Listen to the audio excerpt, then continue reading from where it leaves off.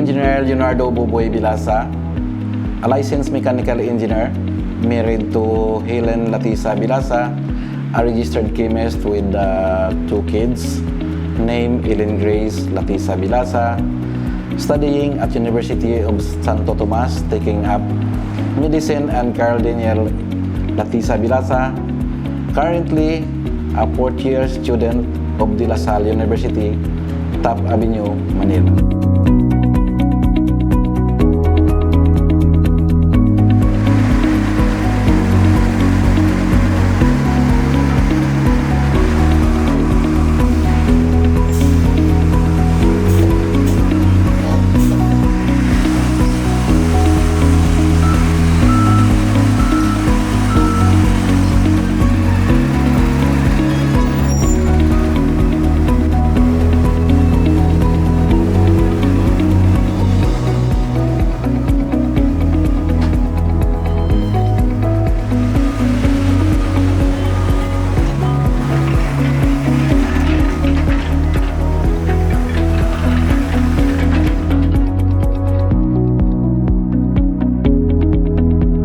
Stellar Builders, a construction firm registered by Department of Trade and Industry and presently with a license category B by Philippine Contractor Accreditation Board with a range of medium A for roads and bridges and water system.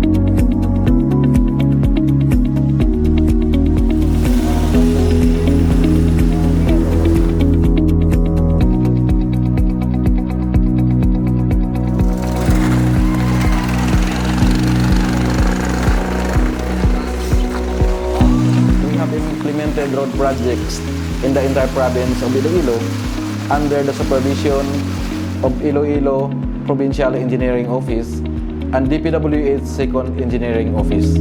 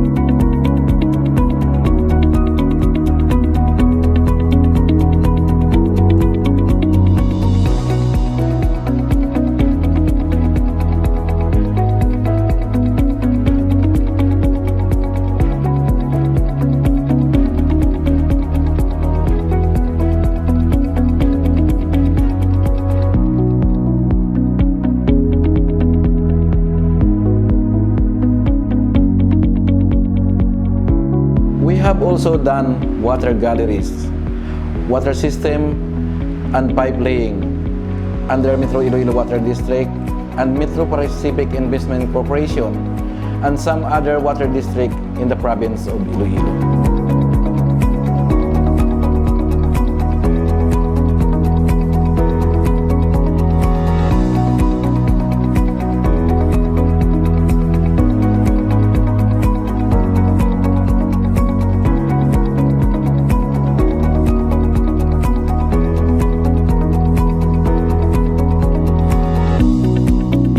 We also engage in equipment rental and concrete pipe supplies.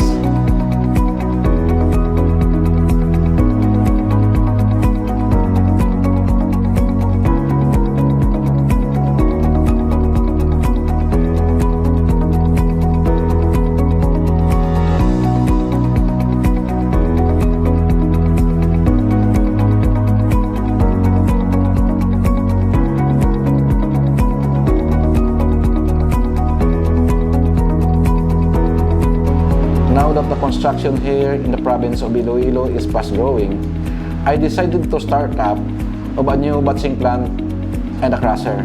And this will be discussed to you by my son, Carl.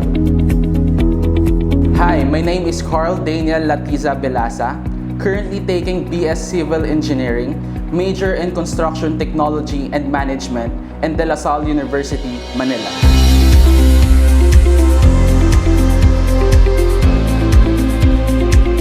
The progression in technology and know-how nowadays has developed a huge influence on numerous industrial manufacturing methodologies. One such application in cement industry is concrete mixing.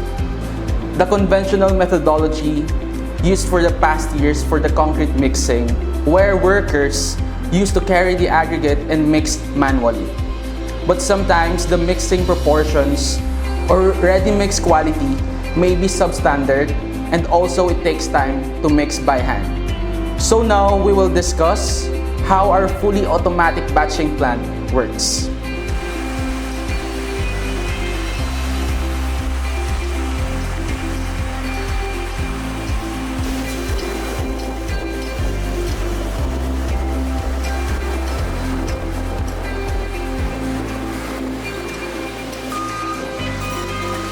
For the first step, preparation of aggregates. Here we prepare a stockpile of aggregates as constituents of ready-mixed concrete. These ingredients will be utilized in all kinds of concrete aggregate ratio, measurement, target, and data through the computer settings.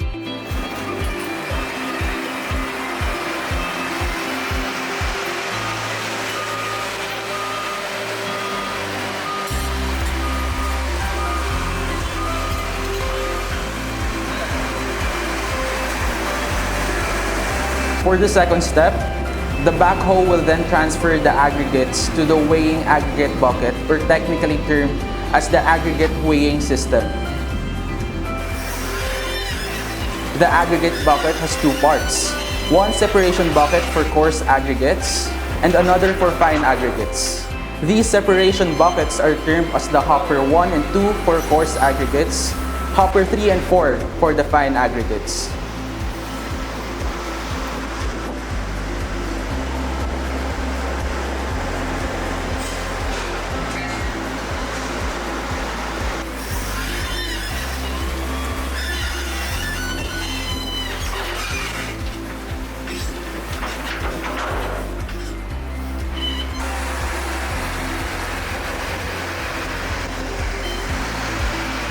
Consequently, the computer system termed as the Heng Sing machinery will automatically distinguish the fine and coarse aggregates. The machine has an automatic sensor which will signal the aggregate weighing system when to stop the transfer of the aggregates to the weighing aggregate conveyor. The weighing aggregate conveyor will then proportion the required amount of aggregates for a certain required strength of ready-mixed concrete. It has an on-screen weighing scale which will display the weight of the aggregates.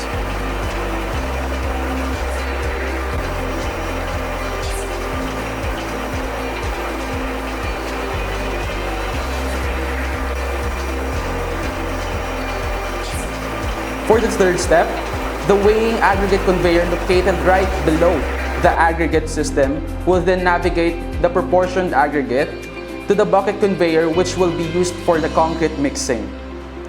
The control desk inside the control room will be the one to manipulate the conveyor after defining the precise amount of fine and coarse aggregates.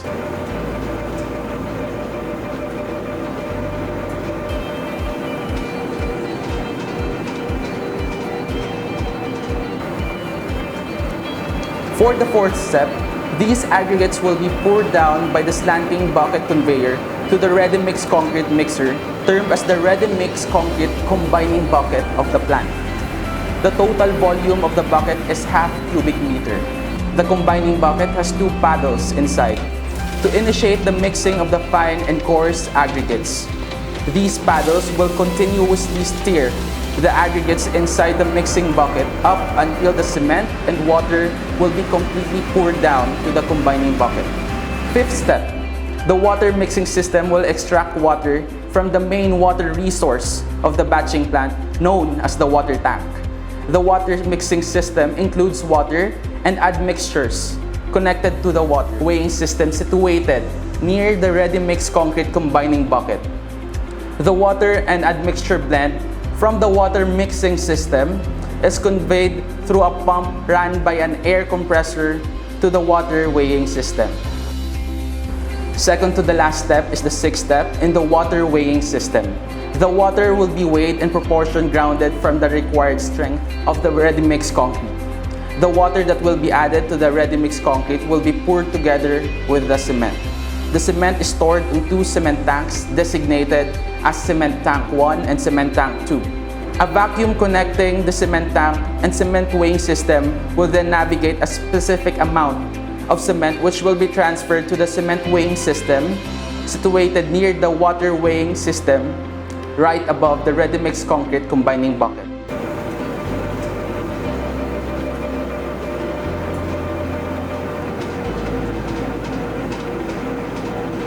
For the seventh step, the cement that was transferred to the cement weighing system will then be proportion based from the required strength of the ready-mix concrete. Both the water and cement will be poured down to the ready-mix concrete combining bucket at the same time. For the eighth step and the last step, all these constituents of the ready-mix concrete were poured down to the combining bucket at the same time. The sensor of the system will determine the steering time and discharge and will also be the one to designate if the concrete mix is ready for release to the mixer truck. The usual steering time is 15 to 20 seconds. The steering time is measured upon the cement and water have been combined together with the aggregates in the combining bucket. The strength of the ready-mix concrete mixture is also specified in the Hang Seng machinery. If the strength is already attained as specified in the sensor system, the ready-mix concrete will be discharged to the mixer truck. Finally, we are ready for your ready-mix concrete delivery. Our batching plant is fully automated and can produce a maximum of 10 cubic meters of ready-mix concrete in just 30 minutes. This is way more than the volume of ready-mix concrete generated in manual batching plants.